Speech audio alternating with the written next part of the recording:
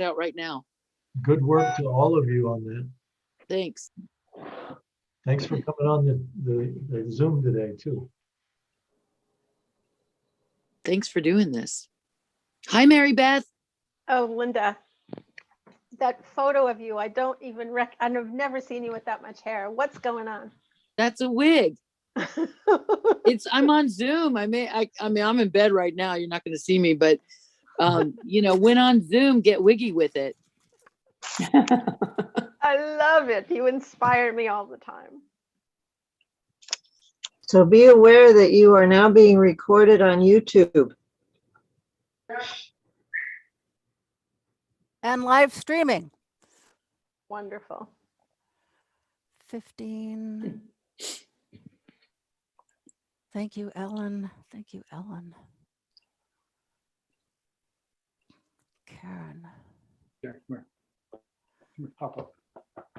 Somebody gonna say go or not? Yeah, let's give it a couple minutes. It's still early. People are just probably starting to click in. Yeah. Oh, hello, puppy. Oh, hello, puppy. Dutch dog. Oh, hello. God. I guess he's not interested. I thought he wanted to say hello to all of you and he walked out already. It's my Oh, well. first sighting. Unbelievable. He's adorable.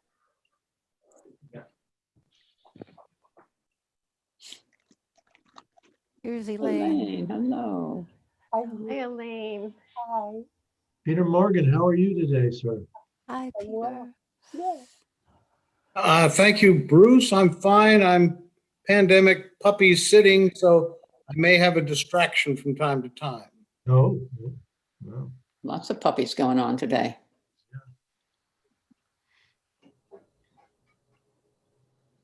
That's a nice backdrop you've got, Rick. Well, thank you. I like it. It's a lot nicer than my room is. Hello, Elaine McGillicuddy. Nice to see Hello, you. Bruce Gagnon. Yeah. See Mike Torque. Mike, your beard is longer than I remembered. It's a beautiful thing. Funny how that works. It just keeps growing. Mike Torque, all right. Rick Stagenborg, good to see you, both of you. Good to see you, Bruce. Mike, are you still in Mass? Yes, I am. Okay. No plan to move as of yet or ever? Yeah, well, I'm actually trying to move to Northern California, but prices are ridiculous. That's where my daughter and grandson live, so I want to be closer. Uh-huh. Gruff. If you need any help, I live in Northern California too. What town are you moving to? Probably Willow Creek area over on 299. Oh, that's way far north. Okay. Good luck. Yeah, my daughter lives in Arcata.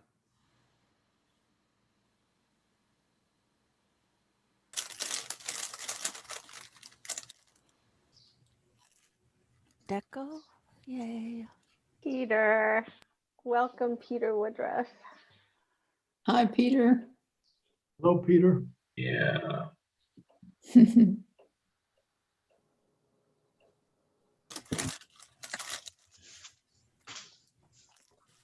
We're up to 24 participants. I think we give it one more minute. Does that sound good with everybody? It's okay by me. Where does Dud Hendrick live? I love his house. Sorry? In Vermont or someplace neat like that? Maine or someplace neat like that. Yeah. Where in Maine? Deer Isle, Maine. Deer Isle? Yep. Pat Elder's coming in.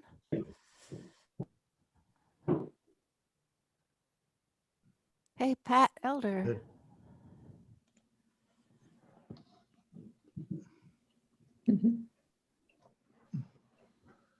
Barb Gravison. Ellen Barfield. Hi, Pat. Ellen? Bruce, how are you, buddy? Good, good to see you. Thank you.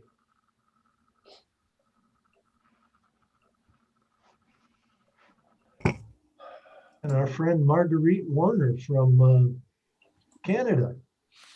Hello, Good. Marguerite.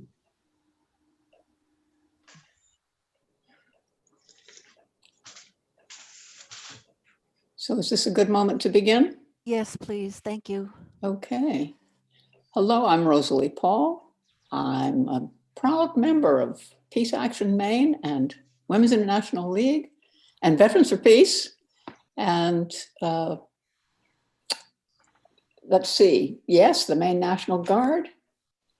These are all the groups that are sponsoring today, and also Greater Brunswick Peace Works. An awful lot of good work has been done in the past 40 years by those groups. 40 years for Peace Action. Soon it will be 20 years for Greater Brunswick Peace Works. So we are all very pleased to be sponsoring Bruce's talk today. I first want to say thank you to Martha Spees, who's pulled all this together and makes it happen. She tells me we have 71 people who have registered for today's talk, and that's kind of amazing. But it's also going to be able to reach a much, much broader audience because she is recording it for YouTube and Facebook, and it will also be available on cable access television. So thank you so much, Martha, for all those details that you've managed. I think that's red, not orange on there, right? Sorry? So what I'm going to do right now is I'm going to mute everybody, and then Except me? and you'll have to unmute yourself, okay? And Bruce? Okay.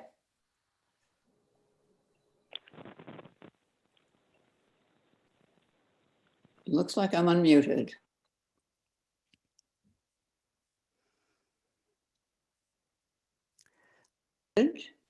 There. Okay. So it's my job to introduce Bruce Gagnon to those who don't already know him.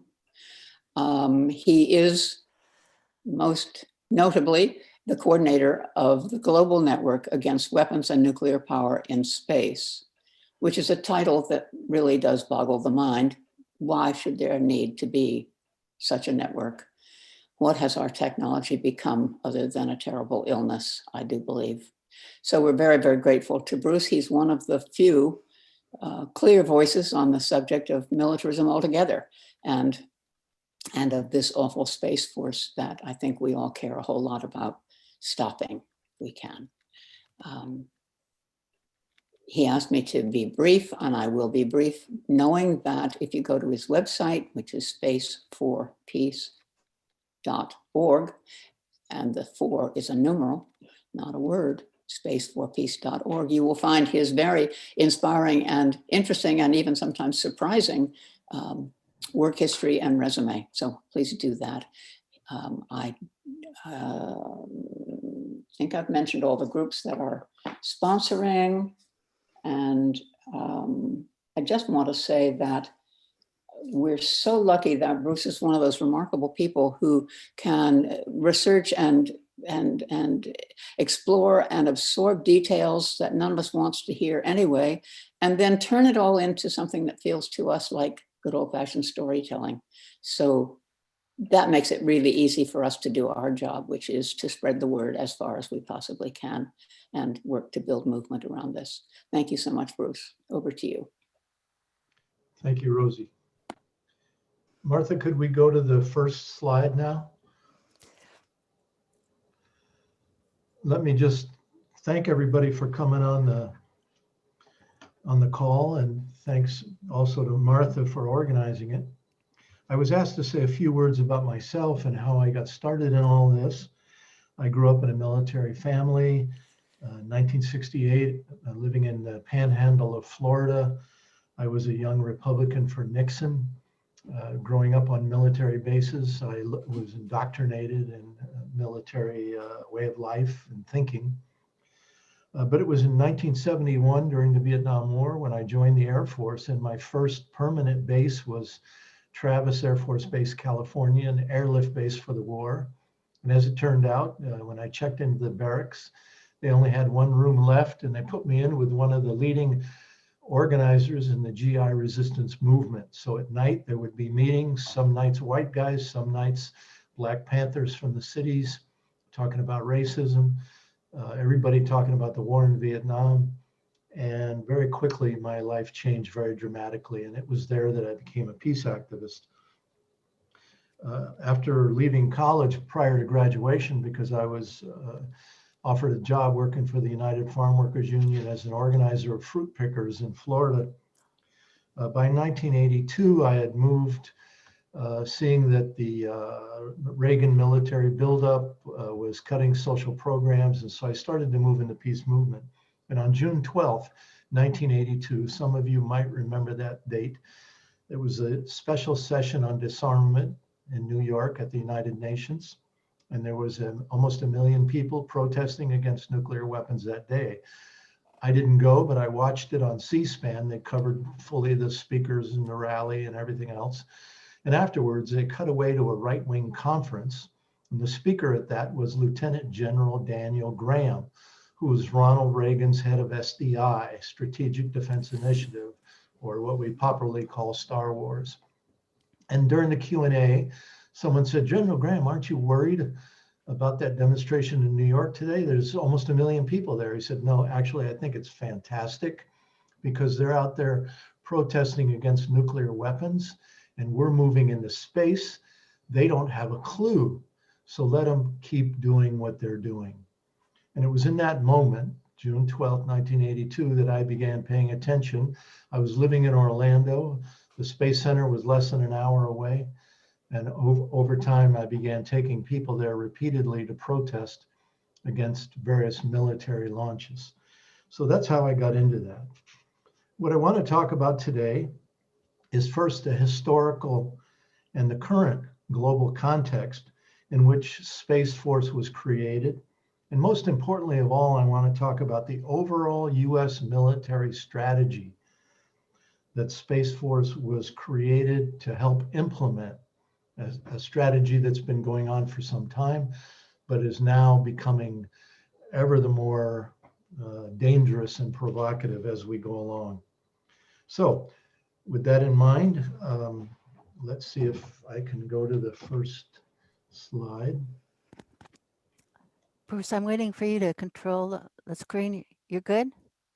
What do I do? It looks like you're just about set up to go. Okay. Oh, okay. The U.S. space program was really created by the Nazi scientists that came to the United States. Martha, I skipped too quickly. Can you go reverse, go back one slide? I can't seem to do it. Anyway, Operation Paperclip after World War II was a secret military program to bring over 1,500 of the top Nazi operatives to the United States. People that helped create the CIA, people that went into flight medicine, all different aspects of the US military industrial complex were seeded by these operatives, these Nazis. But one group of them were the rocket team. Might as well just stay where we are here now. The rocket team led by Werner von Braun in the suit there, surrounded by a bunch of Nazi officers. He was in charge of the operation at Dora, a secret military production operation inside a mountain tunnel in Germany, where they had thousands of Jews and gypsies and French resistance fighters and all kinds of different people that they were using as slaves to build the V-1 and V-2 rockets that the US was using to terrorize various European cities. I mean, that the Nazis were using to terrorize various European cities toward the end of World War II. And in this place of Dora, thousands of these slaves died at the hands of the Nazis. One time they tried to sabotaged the operation by leaving screws unturned or urinating on the wires. And 100 of them were lynched rather, by the Nazis to show others that you will not dare do this kind of thing to our war effort.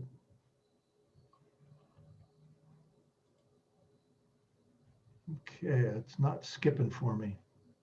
Not going to the next one.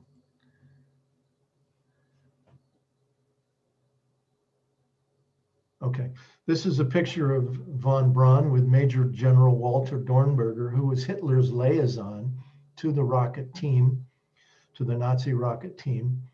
He was in charge of making sure for Hitler that von Braun had everything they needed. They kept asking for more slaves, more money to build these rockets. And he came over during Operation Paperclip to the United States, became vice president of Bell Aerospace. And in the 1950s, Dornberger, Major General Walter Dornberger, testified before the US Congress, telling the Congress that, gentlemen, I didn't come to this country to lose the Third World War. I lost 2 already.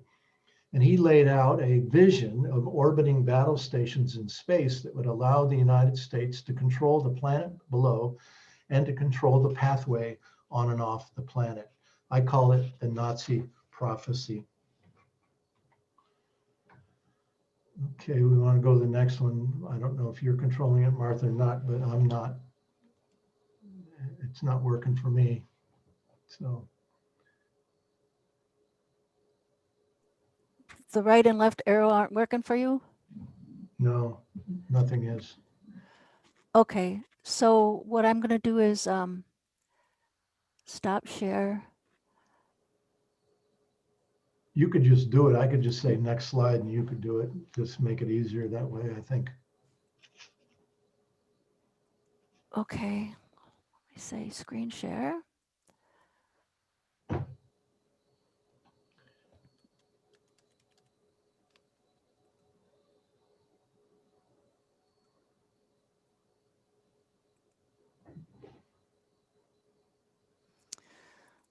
Let me get back out of this and onto the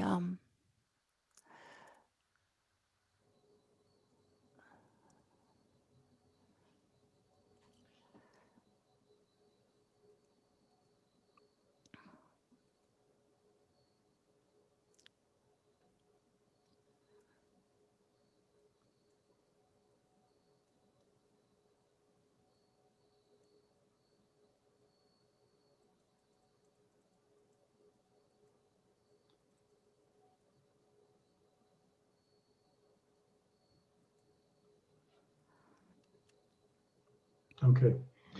This is the V2 rocket that von Braun and the slaves were making inside the mountain tunnel at Dora. And 100 copies of this rocket were brought to the US along with von Braun and his rocket team, ultimately to Huntsville, Alabama, to the Redstone Army Arsenal that is today known as the Pentagon of the South. Redstone Arsenal in Huntsville is now in competition with Colorado Springs to be the new Space Force headquarters. Okay, next one. This is a picture of inside the mountain tunnel at Dora where the slaves were building the rockets. Okay. All right. it's not working again.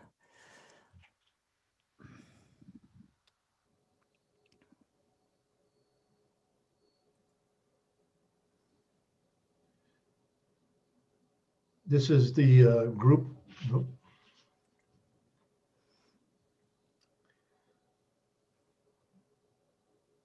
If you have to, just keep the left thing open and just keep clicking on them. Yeah. This is the group of Nazi scientists and engineers that were brought first to White Sands, New Mexico, to Fort Bliss, and then ultimately to Huntsville, where they began their serious work. Okay, go to the next one. Here's a picture of von Braun with several of these Nazi scientists and also the US military officer, just to show you the connection between these Nazis and the US military. as they set to the task of creating the US space program. All right.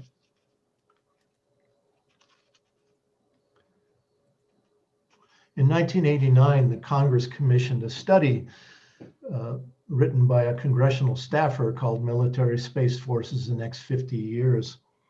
And in this book, very important book, I believe, they lay out two things that I think are pretty crucial. One is that nuclear reactors, nuclear power, will be absolutely necessary in the future to power space-based weapons.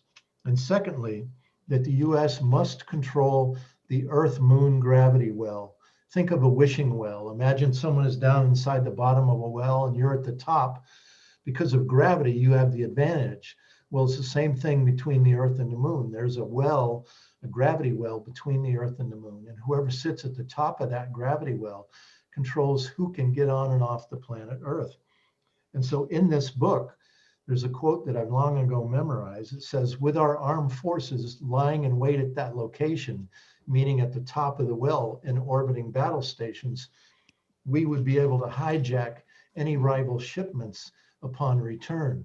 So they're looking ahead to the next 50 years when it's possible to mine the sky for precious resources, and that the US military wants to be able to control the pathway on and off the planet Earth to determine who gets to mine the sky and who doesn't. Okay. This is another military planning document from the US Space Command. In 1997, it was published. And in this document, they talk about controlling and dominating space and denying other countries access to space. This document really, we got a hold of this by our friends in Colorado Springs that went to a big arms bazaar there in their city. And they got that, and we were able to distribute this all over the world. All right. Also in Colorado Springs has long been the Air Force Space Command headquarters, and this is the building, and most importantly, their logo, Master of Space. They wear this on their uniform as a patch. And so clearly the United States has long been saying that we're going to control space, dominate space, deny other countries access to space, that we're going to be the master of space. I like to call it master of disaster. Okay. So what we know today is that all warfare on the Earth below is coordinated and directed by space technology. Just as an example, in 2003, in George W. Bush's shock and awe attack of Iraq, in the initial days of the attack, 70% of the weapons that were used from any kind of format were directed to their targets using space technology. So with military satellites, you're able to see everything, you're able to hear everything, and you're able to target virtually every place on the Earth below. Okay. So no matter whether you're a troop on the ground, in a tank, in a Humvee, you're in a ship, you're in an airplane, or space technology itself, everything is now directed by military satellites. All right. And so the Space Command has bases in the United States at various locations, many of which today are being renamed Space Force bases. For example, Cape Canaveral and Vandenberg Air Force Base in California have recently been renamed Space Force bases, and a whole host of other ones are going to be named that as well. All right. And additionally, they have key locations around the world. What we've learned is as satellites orbit the Earth, they have to relay their signal directly to the Earth below, which then gets relayed to other satellites and ultimately back to the United States. So the US has had to establish bases around the planet that talk to the satellites and help direct this warfare operation. And all of this is done in split-second time, what they call real time. And incidentally, the membership of the global network largely comes from many of these places around the world where these downlink facilities are located, because people in those communities say, hey, we don't want our country to be used by the United States as a base for this Star Wars program. Okay. One key location is Buckley Air Force Base in Colorado, near Denver. It's one of the major centers that receives all the signals from all these other locations around the world when they get eventually sent to the United States. So Buckley is a key receiving station for all these communications that get relayed by satellites. Okay.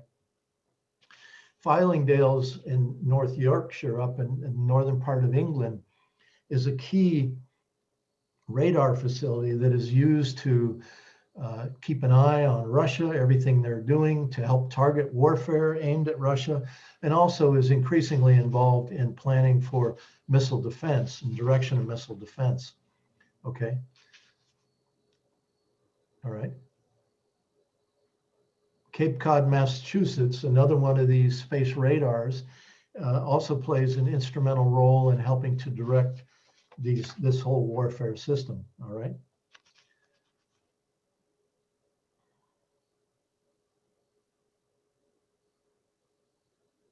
Crown Air Force Base, England, is in the last few years has been undergoing massive development.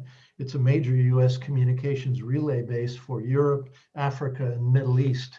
So their job is to relay communications of the military to the military throughout those regions back to the United States and beyond. All right. S-Range, another place up in northern Sweden that's undergoing major expansion at this time. Its role is largely to intercept communications from Russia and to relay them to US NATO countries. All right.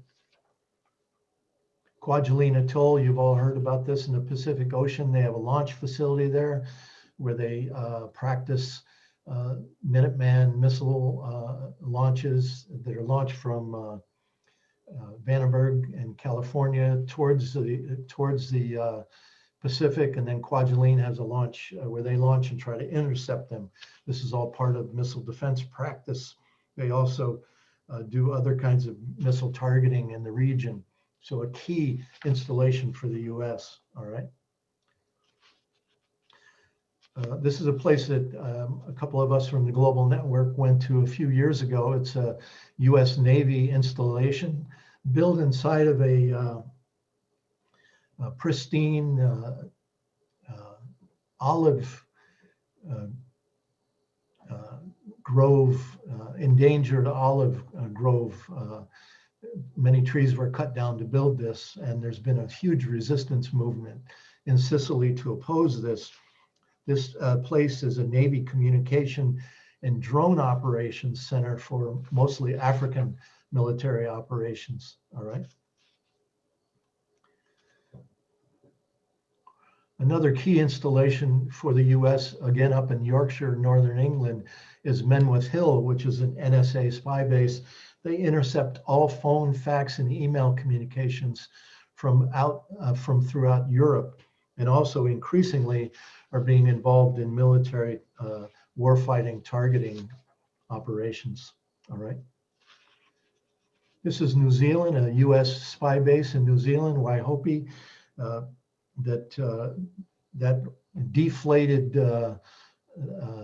thing there you see, peace activists got in there with sickles and deflated that some years ago, spent some time in jail, but it's a key installation in the Asia Pacific region. Okay. This is one of the most important US spy bases in the world. Just as Menwith Hill in Northern Yorkshire intercept all phone, fax, email communications throughout Europe, Pine Gap intercepts all phone, fax, and email communications throughout the Asia Pacific region. And they are heavily involved in drone operations in the Middle East as well. Netflix has created a program series on Pine Gap. It's quite boring. We watched 2 or 3 episodes and gave up on it. All right.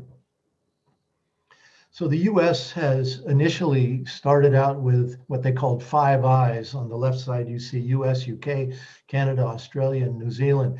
These were the key spy installations around the world, but it got expanded to 9 eyes, and today now in the right column, 14 eyes. So you can see that the US is working overtime to bring more and more allies into this program to spy and direct warfare through military satellite technology around the world. Okay. So the Air Force Space Command and the US Space Command that grew out of that were long the kind of the heads of this program. But now with the introduction of Space Force, it's a little confusing as to how they're going to work together, who's going to be in charge of what. I don't even think the military has figured it out yet. So it's something that we're trying to pay a lot of attention to as we go forward. Okay. Now I want to talk to you about some of the various technologies that are being developed for offense in space and through space. Not all of these technologies in the end will work out. Some of them will, some of them already have, but I just want to give you an idea of some of the things that are underway. This is the military space plane, or the X-37. They call it the successor to the space shuttle that was retired some years ago. It's basically a super drone, and it has several times shown that it has the capability to stay in space, orbiting the planet for an entire year at a time before it came back down and landed back on the Earth. Its jobs are supposedly secret, but we know that they're doing surveillance, not only in space, but also of the Earth below. They're helping identify targets. And they also have the capability on board this X-37 to basically intercept other countries' satellites, because they have in the middle of it, you see this big bay door. They can open it up. They have an arm, they can reach out, and they can actually take other countries' satellites. So it has also could function as an anti-satellite weapon. All right. This is a very controversial program called Rods from God. Rods from God. The idea is that you would drop these tungsten steel rods from these orbiting platforms, and as they entered Earth orbit, they would gather speed, and their job is to take out underground nuclear missiles of Russia and China in a US first strike attack, because they would be so fast, they would penetrate under the ground and destroy underground missile silos of Russia and China. Okay. Another one of the orbiting battle stations, coming back to this vision of the Nazis early on in the early 50s, are space-based lasers. These would have the ability to knock out other countries' satellites or even hit targets on the Earth below. Okay. This is an operational ground-based laser at Kirtland Air Force Base in Albuquerque, New Mexico. And they've tested it, and it has the capability to blind or even knock out or disable a competitor's satellite in space.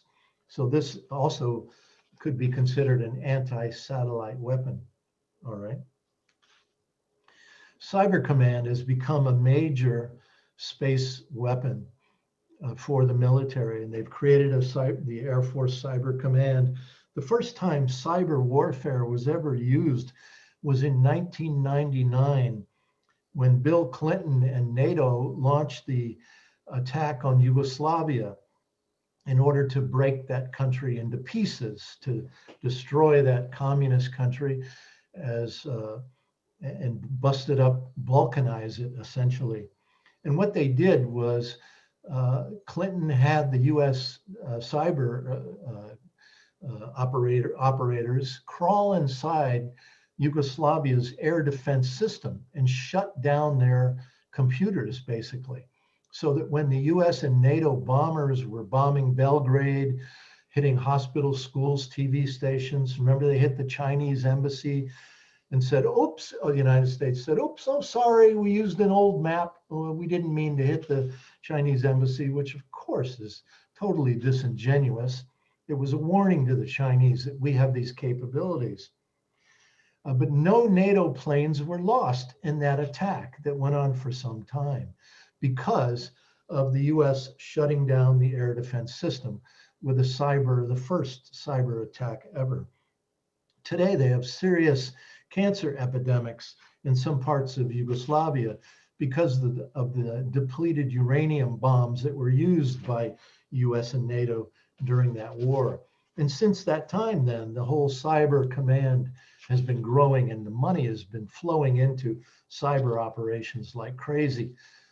Russia has asked the United States to negotiate a cyber treaty so that offensive operations are restricted, but the US refuses to do so.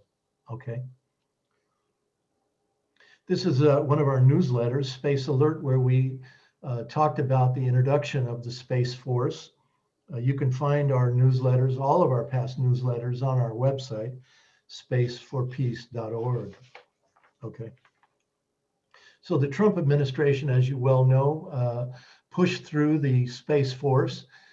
But what's really important to remember about that effort was it had to be approved first by the House of Representatives, that even during Trump were controlled by the Democratic Party. So the Democrats had the ability, if they had wished, to stop Space Force dead in its tracks, and they didn't do it. In fact, the only thing the Democrats asked for during the debate on Space Force was that it be called the Space Corps rather than Space Force, because it sounded a little less aggressive. But Space Force has two primary missions. One is to give the US control of the Earth below on behalf of corporate interests. And secondly, again, to develop the technologies to control the pathway on and off the planet Earth. And it's already been announced that any military personnel assigned to the Space Force will be called guardians, guardians of the heavens, giving it sort of an angelic presence or angelic character, if you will. All right. Missile defense is one of the key programs. We talk a lot about it, but I'm not sure everybody really understands it. This is one of the key programs that the US Space Command, Space Force undertakes today. And the idea of the missile defense is that it is a part of the US First Strike Attack Program. In other words, the sword and shield. But first, we have to go back to the George W. Bush administration when he pulled the US out of the US-Russia Anti-Ballistic Missile Treaty. The ABM Treaty outlawed the development and deployment of these systems around the world. And the US didn't like that. It really kind of, the ABM Treaty offered some kind of stability to the arms race because neither side could really have an advantage. You know, remember we had MAD, mutual assured destruction. Both sides had relative equivalence of nuclear forces, and so neither side could really have an advantage. But then when Bush pulled the US out of the ABM Treaty, the Pentagon started undertaking more development and testing of so-called missile defense systems. And then when Obama became president, the program was put on steroids and the deployments increased dramatically. And here you see in this graphic, a lot of these radar facilities around the world that help direct this missile defense program. And the idea of missile defense, let's go to the next slide. The idea of it is that first we launch a first strike attack.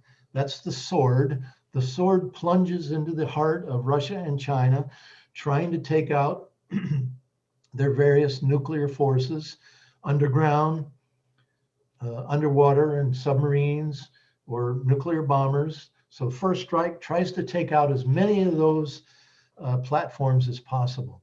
But then inevitably, Russia and China launch their remaining retaliatory capability. And it is then that the missile defense shield is used to try to pick off that remaining retaliatory capability, giving the US a quote unquote successful first strike attack. And so there are various aspects, various elements of the missile defense program. On the left, you see boost ascent. That means try to hit the missile soon after it's launched. Much easier to do. It's easier to identify because you can see the exhaust coming from the rocket. You're close to it. It's slow. So try to hit it in the boost phase. The second is mid-course phase, when it's way up in space, traveling at 15,000 miles an hour. This particular program will never work because the missiles you're trying to take out could release decoys. It's traveling at speeds that make it really hard to intercept. This mid-course program is a total boondoggle. And then terminal program, try to hit it as it's coming towards its final destination in its descent phase. And so the boost phase and the terminal phase have had the greatest success in terms of their testing program. And the platform that has had the most success are the SM-3 missiles, the interceptor missiles that are on board the Navy Aegis destroyers that are made at Bath Iron Works here in Maine.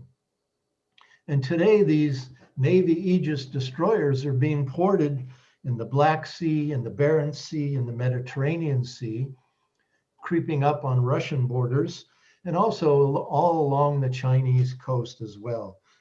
So this program is very, very dangerous and very deadly. As the Russians and the Chinese see it. Okay, moving on to the next one.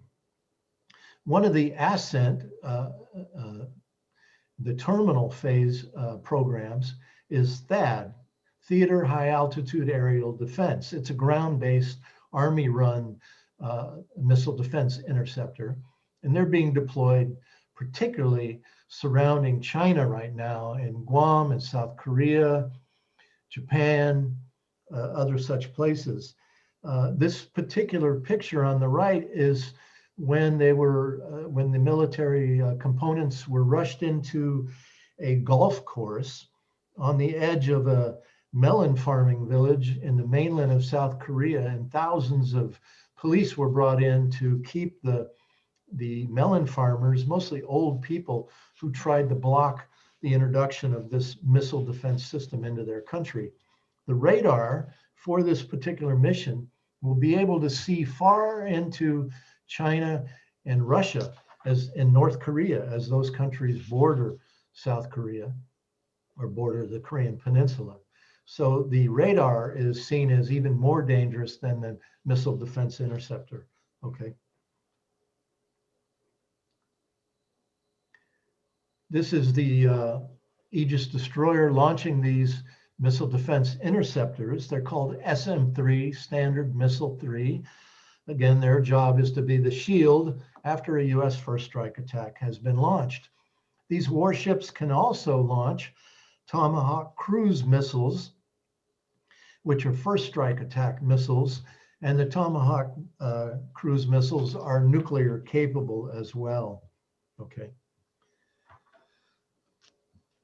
Because the Aegis destroyers, the Navy warships, have had the best testing program of all the various missile defense systems, they had the brilliant idea of putting these platforms also on land. And so they've created a program called Aegis Ashore, where you put the missile launch complex that's essentially on these warships, you put it on land. And the United States has built one of these at a base in Romania, very close to the Russian border. There's also one of these in Kauai in the Hawaiian Islands.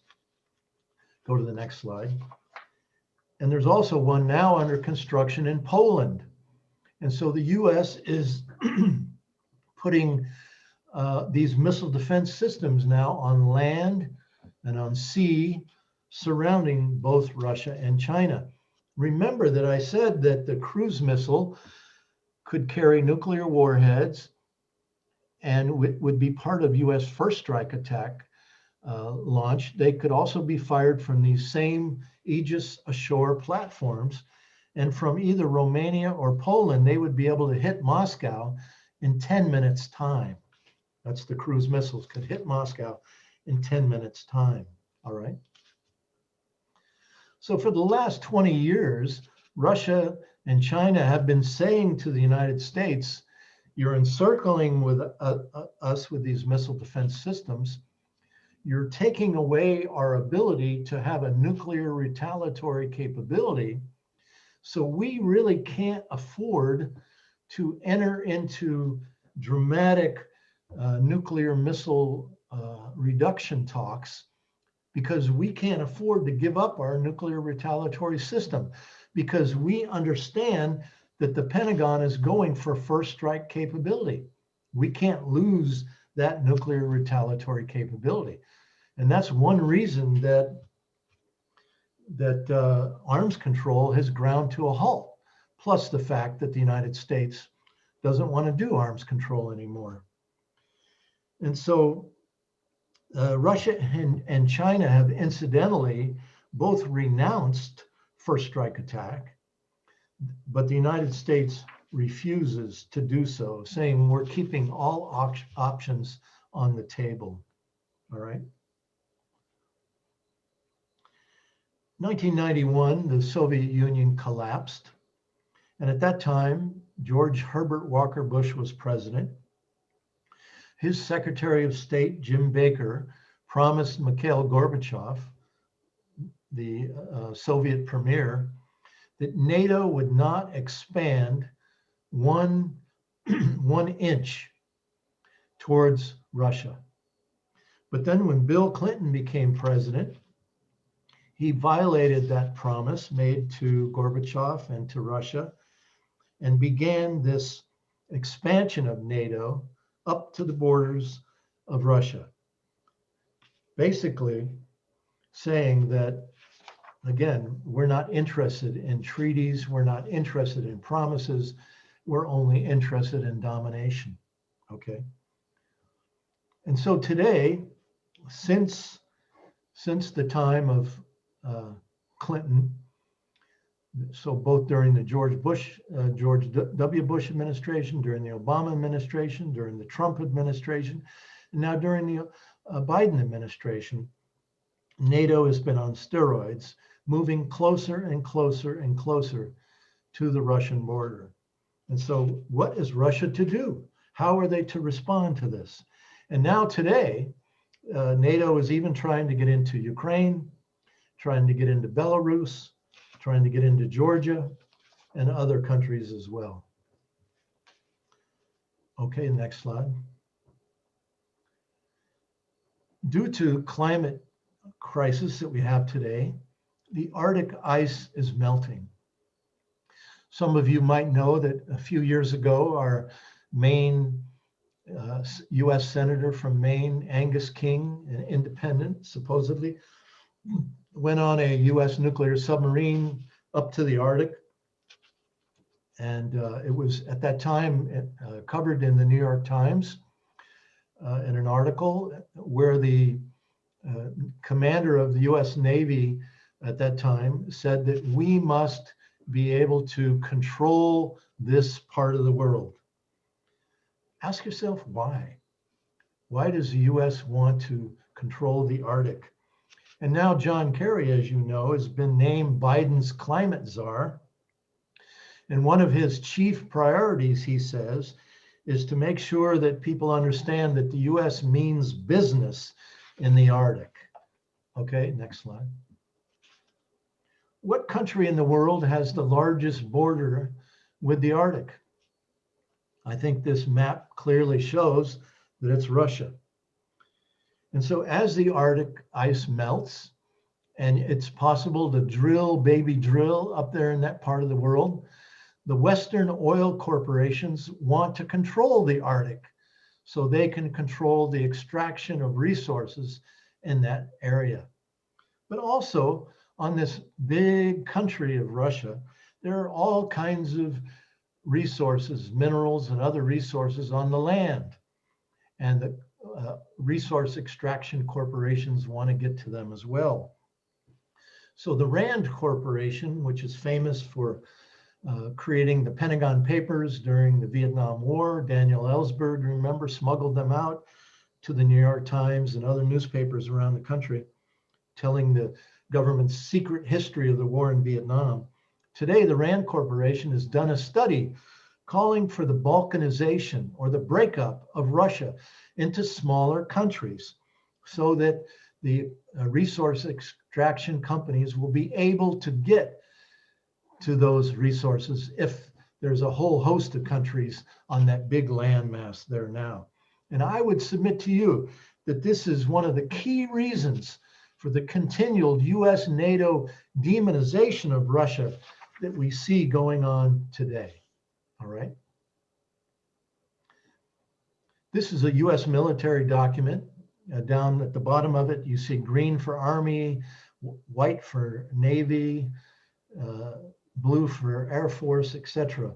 These are military maneuvers that have been happening in recent years along the NATO countries and along the Russian border. Okay. In addition, the US and NATO have been having war games up in the Arctic region, up in the Nordic region, Sweden, Norway, Finland, Denmark. US is expanding military operations in all of those places. Near the top in Norway, look for a town that says called Tromsø, Tromso, Tromsø. It's one of the larger geographic population centers in Norway. Recently, their state government said that they did not want to allow US nuclear submarines to port in Tromsø. And the federal government in Norway, at the behest of NATO and US and NATO, came down hard on that local government. So I'm not sure where that particular decision sits today, but you see there are political maneuvers going on well within that whole area, okay? In addition, the US has been having war games right on the Russian border up in Norway. And when they do, they bring in lots of equipment, US and NATO does. US ships over tons of military hardware on ships for these war games.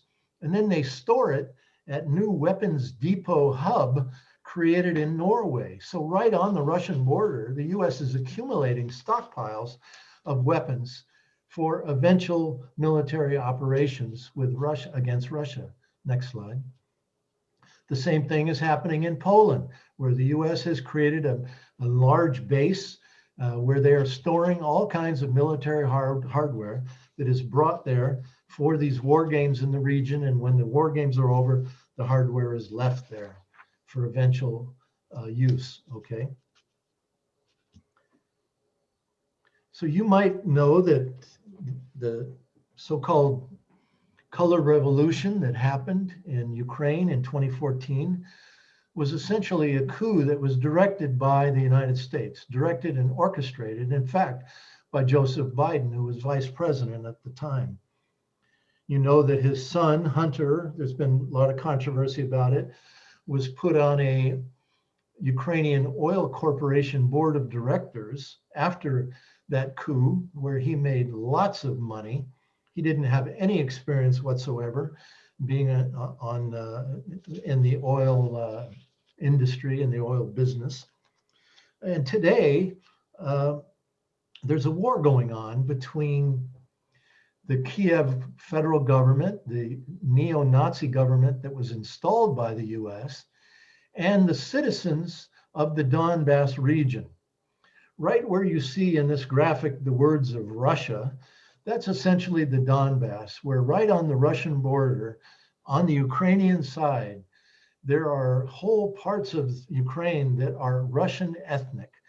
These are people that consider themselves Russian, they speak Russian. And right after the coup d'etat was enacted by the US, the new neo-Nazi government outlawed the speaking of Russian in Ukraine. And the people of the Donbass began protesting, saying, what are you talking about? This is our language. How can you outlaw our language? And they began having peaceful marches. And the federal government of Ukraine sent in troops to attack them. And so far, since 2014, more than 10,000 people have been killed in this Donbass region right near the Russian border. Russia has helped to arm the people of the Lugansk and Donetsk People's Republic, as they now call it. Russia did not invade, as the United States likes to say, but they have given weapons so that the self-defense forces there can protect themselves against these attacks that are US, NATO trained, outfitted, and directed. Some of you know that our dear friend Regis Tremblay has a son that's in the US Army. He was sent as a trainer for a base in Western Ukraine on the other side of the country, where these neo-Nazi forces were brought in and trained in various military aspects and then sent to the eastern part of the country, the Russian border, to fight against the people in the Donbass region. And so today it's believed that at any moment there's going to be another attack. Now that Biden is in the presidency and the US is reigniting the demonization of Russia, many people believe there will be another attack. Just in the last week, there have been videos showing that train loads, just legions of train cars full of tanks and armored personnel carriers are being shipped to this region for a possible attack on the Donbass. And the question is, what will Russia do? Will they allow the US and NATO to direct this attack on the Donbass region? Will they respond to protect the Russian ethnic, the Russian speaking people along that border region? So this is a real trigger for war that could very easily go nuclear. And even people in the peace movement know very little about this today. And the American media never, of course, reports on any of this. All right, next slide. During the Obama administration, Secretary of State Hillary Clinton came up with the idea of a pivot to Asia Pacific to increase dramatically our military forces in that region. It's important to remember that Russia also has a border in this part of the world. Russia borders North Korea. And it was during the Korean War that General Douglas MacArthur sent warplanes over the border to bomb Vladivostok in Russia, trying to draw Russia into the Korean War, but Russia did not respond. Okay, next slide. So today, starting at the bottom right, Australia, major deployments, major increase of US military forces in Australia. Guam, in the center of the graphic, the Philippines. US is back into Subic Bay, the Navy base, where we were asked to leave back in 1992, but today the US warships are docking there again. Guam is undergoing massive deployment, missile defense systems, more Navy, more bombers. And then Japan, of course, major escalations going on in Japan, Okinawa, and on various islands in the surrounding Japan. And then, of course, throughout Korea, major US expansion of forces. And of course, the Navy bumping up against the coast of China, going into the Taiwan Straits, trying to provoke a response from China. Okay, next slide. This is Jeju Island in South Korea, Gongjeon Village, a 500-year-old fishing and farming village that was forced to build a Navy base that now ports US warships, aircraft carriers, US nuclear submarines, and US nuclear destroyers. There's long been a daily, for about the last 12 years, a daily protest movement there in Kangjan village against these. Quite a few people from Maine have been to Jeju Island. Also people from Veterans for Peace and other organizations around the US and around the world have gone there in solidarity. Okay, next slide. Finally, I want to talk about the privatization of space, the new gold rush. This is a book that was published some years ago by a NASA scientist who talked about the untold riches from the asteroids, comets, and planets. And he said, and whoever gets there and secures them and controls them will be rich beyond anything imaginable. And so in 2015, the Obama administration signed, Obama himself signed a new law called the Commercial Space Competitives Act to allow US citizens to make land claims for space resources on these planetary bodies. This violates the United Nations treaties, the Outer Space Treaty and the Moon Treaty, that said no country, no corporation, no individual can make land claims and ownership claims of any of the planetary bodies. The planetary bodies, these treaties said, are the province of all humankind, and all of humanity has to benefit from any eventual mining operations. Next slide. This is the vision for the dusty red planet that Elon Musk says he wants to occupy, and he wants to nuke. They want to turn the red planet into a green planet. And today rovers are driving around. We just had a rover land just recently there, the United States did, powered with plutonium. Now, some people say, oh, don't worry, plutonium in space, it's no danger. These things would never, if there was a launch accident, the plutonium would never be released on Earth. Don't worry about it, it's not a big deal. I want to refer you, though, to 1996, a story in the Santa Fe, New Mexico newspaper.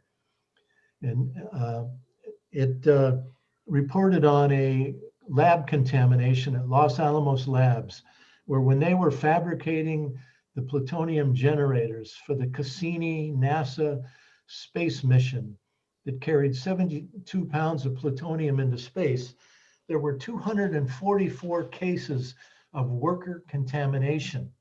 Workers contaminated 244 cases when they were fabricating the Cassini plutonium generators.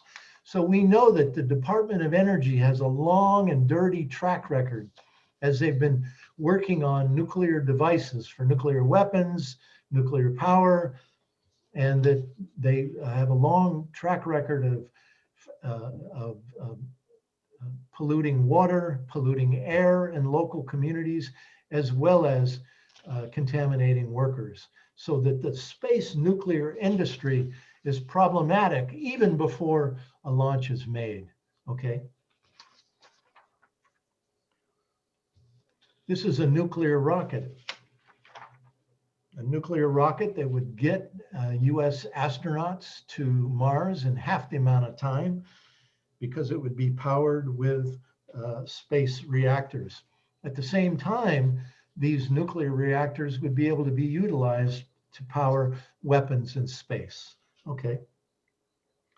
I referred to Elon Musk's Mars missions. He wants to send 1,000 nuclear bombs orbiting Mars, explode them in the atmosphere in order to change the climate of Mars so that we could terraform Mars, make it a green planet rather than a dusty red planet. So this is pure insanity. This is absolute insanity. Imagine launching 1,000 missions to Mars carrying nuclear bombs. It's just totally insane. Currently, Musk is also launching thousands of up to 10,000 mini satellites orbiting the Earth for 5G. The Federal Communications Commission has given Musk permission to do so. Musk and Jeff Bezos, the owner of the Washington Post, he also owns a launch company and other launch companies as well that wants to launch these 5G satellites into space that would orbit the Earth. In order to make them work, to be able to receive those 5G satellite signals, to make it possible to have 5G on Earth, they would have to put more than 1 million transceiver antennas around the planet to talk to these satellites as they orbit the Earth to receive these 5G signals. These receivers would create all kinds of human and animal and plant life impacts because of the radio waves coming from them, essentially heating up the bodies of humans, heating up the bodies of animals. Birds, bees, other insects would be dramatically impacted by these. And so just last week, a lawsuit was filed before the FCC and is soon into federal court, with the Global Network being one of the plaintiffs in this lawsuit, to try to block these launches. These launches will also, imagine thousands of launches with polluting rockets that are punching a hole in the ozone layer, that are increasing the climate crisis. And astronomers are now complaining that these thousands of orbiting satellites, blinking as they do when they're up there, are going to make astronomers not able to see the night sky. So there are many different organizations and constituencies that are part of this lawsuit that has just been initiated, okay? In addition, because of all these launches, the orbits around the planet are becoming increasingly crowded. In 1989, I organized a protest at the Kennedy Space Center calling for peace in space. And our speaker that day was an Apollo astronaut, Edgar Mitchell, from Apollo 14 mission. He was the sixth man to walk on the moon. And he said, if there's ever a war in space, just one war in space, it will be the one and the only, because it will create so much space debris, space junk orbiting the planet at 15,000 miles an hour, that the planet will be, this debris will become like a minefield surrounding the planet Earth, and that we will not be able to access space any longer. We'll be entombed to the planet below. There's a thing called the Kessler effect, that as more and more orbits become crowded with all of these satellites that are being launched, and military satellites and 5G satellites and all these other kinds of satellites, that eventually they're going to start crashing into one another. A cascading effect, the Kessler effect. And when this happens, we will have dramatic problems with space debris, essentially shutting down life on the planet Earth that is hooked up to the satellites orbiting the Earth. Okay, next slide. One other thing about 5G is it's going to have dramatic role in the militarization of space. 5G will be used to make space intelligence, space surveillance, space targeting faster, more capable, particularly for drones and hypersonic weapons. So military is heavily involved in 5G. Now, I know there's a lot of people, even in the peace movement, says you can't talk about 5G. That's like, it's kind of like, you know, anti-vaxxers, you know, you know, it's crazy. It's not scientific. Don't go near that 5G stuff. But one reason that's being put out there by the media is because of the military applications. They don't want people to know about it, to focus on it, to talk about it. Okay. So this slide is an example of this cascading, crashing orbital mess, and then go to the next slide. Here's an example of this debris field around the Earth. And a minute ago, I mentioned that as this cascading effect happened and satellites were crashing into each other, the International Space Station last year had to be moved 3 times to different orbit because They were tracking space junk that was coming dangerously close. When the Earth goes dark, what I really mean is that cell phones, cable TV, internet banking, traffic signals, weather prediction, virtually everything we do today on the planet is hooked up to satellites. And when you start having this Kessler effect where everything crashes into everything, life on the planet Earth goes dark. What happens then? Next slide. So in the end, who is the aggressor? Let's look at this 2018. It hasn't changed dramatically since that time. US at that time was spending 36% of the world total. And look on the right side where you see France, UK, Germany, Japan, Korea, Italy, Australia, Canada, Turkey, NATO allies and US allies. When you add up all those numbers to the US total, it's well over 50%. And then look down for Russia. Russia, 3.4%. And since 2018, actually, Russia 2 times in 2019 and 2020 has cut their military budget because they say they have too much poverty in their country and they're trying to put more money into economic development. How could Russia seriously be a competitor to the US and NATO today? And go up to look at China, 14%. How could Russia be a serious, China, sorry, be a serious competitor to the US and NATO today?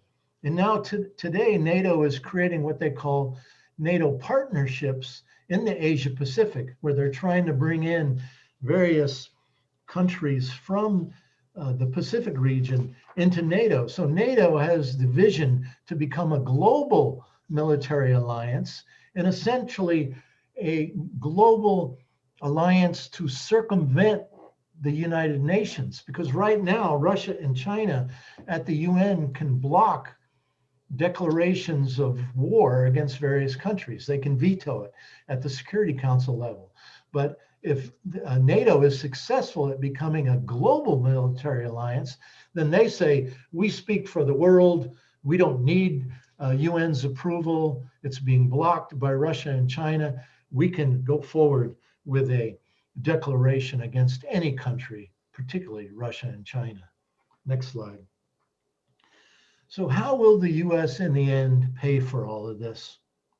Some years ago, in one of the industry publications called Space News, they had an editorial that said, we've got to come up with a dedicated funding source in Washington, in Congress, to pay for all of these programs we want for space.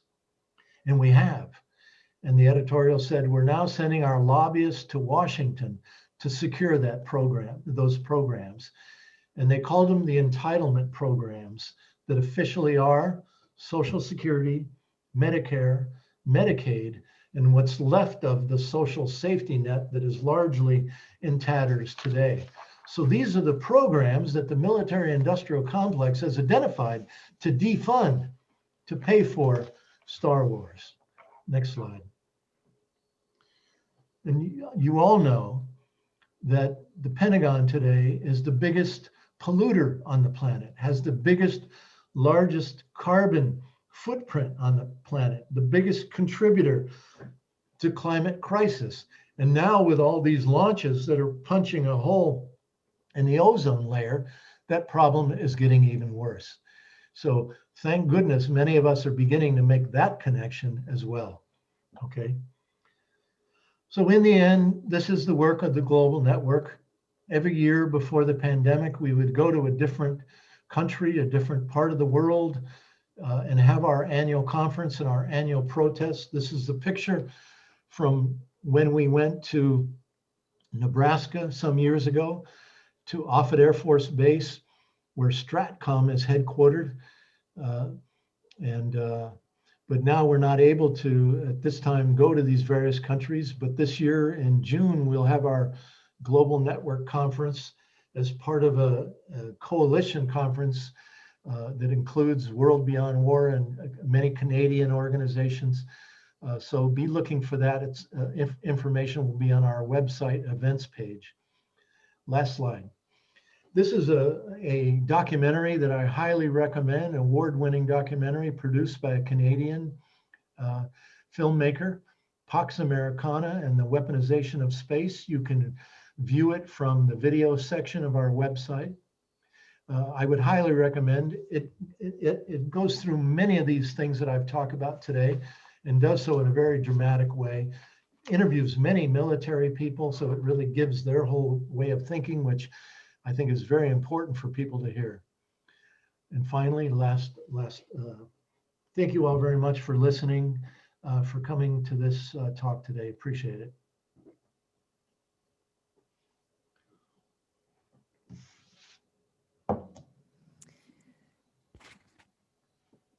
Okay. We have a boatload of questions. I'm not sure we're going to be able to get through them all. And starting from the first one was addressing the crisis in eastern Ukraine. I think you've done that.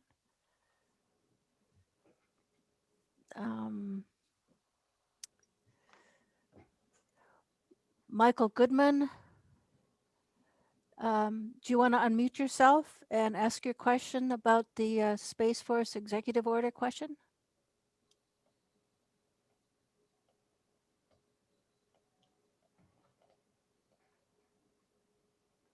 The question is, with Trump gone, can't Biden just halt the Space Force by executive order? I would say I doubt it because it was passed as a law by Congress. The president doesn't have the ability to just throw out a law. He would have to go back to Congress and ask for authorization to get rid of it. But he's not going to do that. He's already said that he supports it. And right now, the big controversy around Space Force is whether or not the headquarters is going to be in Huntsville, Alabama, or Colorado Springs, Colorado. Before he left office, Trump put it in Alabama because he wanted to thank the South for their support of his campaign over time. And the thinking is that Biden might move it back to Colorado. So that's the only thing Biden is really talking about with the Space Force right now. He fully supports it. Next question is a comment basically from Pat Elder talking about addressing PFAS and the negative impacts it has affiliated with a space command. And you can check that link out on the chat. If you pull it up, you can copy it and we'll share it in the chat when we share this video.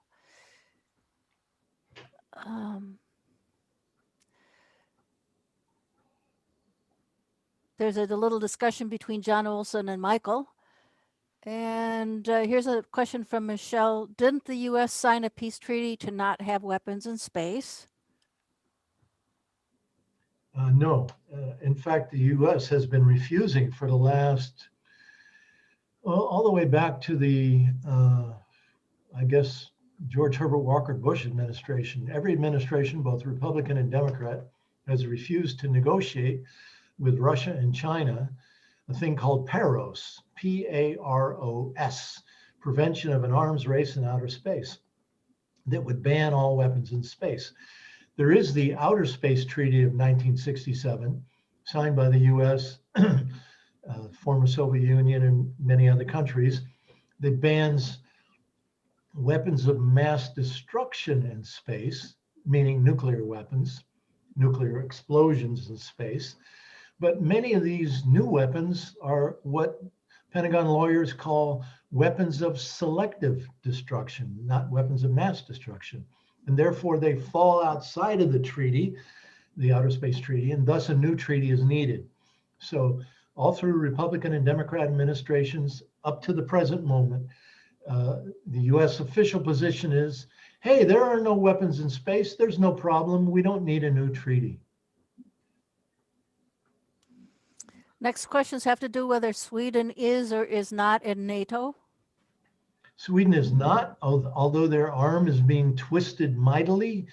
A former US ambassador in Sweden, the son of Zbigniew Brzezinski, who was Jimmy Carter's national security advisor, got us involved in Afghanistan, long has hated Russia.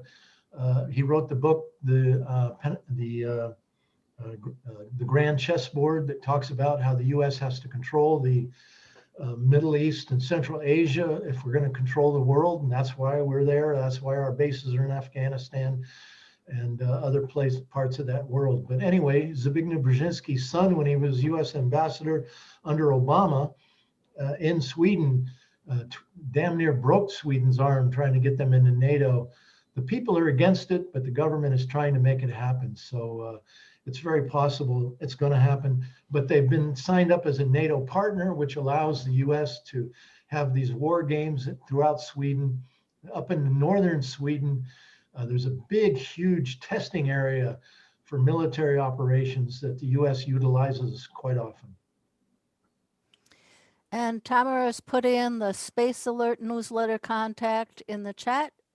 She's put in the Twitter contact. And there's a question from Rick. Is a new Russian long-range missile maneuverable? The experts that I basically trust have said that Russia is anywhere between 15 and 30 years ahead of the United States right now in missile technology.